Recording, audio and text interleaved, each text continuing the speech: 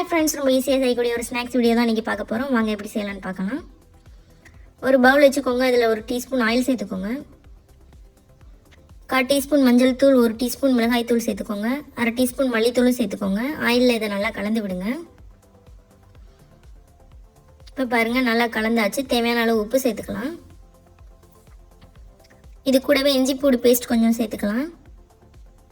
இதையும் சேர்த்து நல்லா கலந்து விடுங்க. நான் இன்றைக்கி வேக வச்ச கருப்பு கொண்டக்கடலை 1 கப் எடுத்திருக்கேன், அதையும் சேர்த்துக்கலாம். மசாலா எல்லா பக்கமும் படுற மாதிரி கலந்து விடுங்க. இது கூடவே 2 ஸ்பூன் அரிசி மாவு சேர்த்துக்கலாம். 1/2 ஸ்பூன் கடலை மாவு சேர்த்துக்கலாம். சேர்த்து நல்லா கலந்து விடுங்க. இங்கே பாருங்கள், கெட்டியாக இருக்குது. இப்போ நம்ம தேவையான அளவு கொஞ்சம் தண்ணி சேர்த்து இதை கலந்துக்கலாம். இந்த பதத்துக்கு கலந்து வச்சுக்கலாம். இப்போ ஆயிலில் போட்டு ஒன்று ஒன்றா பொரிச்சு எடுத்துடலாம். ஆயில் சூடாயிருச்சு. இப்போ இது போல் ஒன்று ஒன்றா இது கூட சேர்த்துக்கோங்க. பாருங்கள், நல்லா வெந்துட்டுருக்கு. பார்க்குறப்பயே நல்லா மொறுமொறுப்பாக கிறிஸ்பியாக தெரியுது பாருங்கள். இப்போ பாருங்கள், சுட சுட சுண்டல் பக்கோடா தயார்.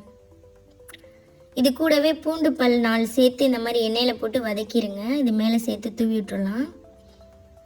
1/2 லெமனை இது மேலே புழிஞ்சு விடுங்க. அவ்வளோதான், சூப்பரான ஒரு ஈவினிங் ஸ்நாக்ஸ் ரெடி. பசங்களுக்கு இதே போல் செஞ்சு கொடுங்க. செஞ்சு பார்த்துட்டு எப்படி இருந்துச்சு சொல்லுங்கள். Thank you friends.